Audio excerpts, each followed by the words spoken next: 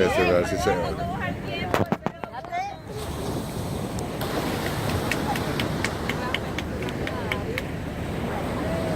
Yo todavía no es que sea de totalmente de Cristo.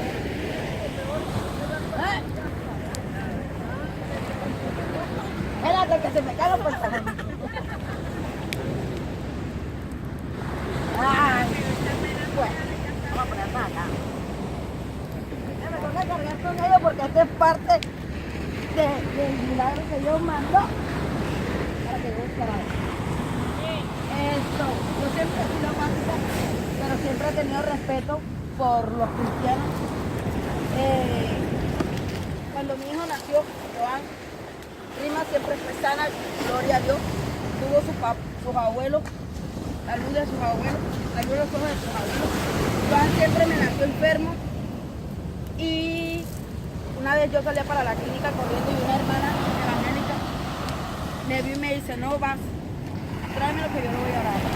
Ella me logró en la puerta de mi casa, en una moto. Me dijo, Joan está sano en el nombre de Jesús. Ya él no le va a dar más bronquitis, no le va a dar más bronconeumonía.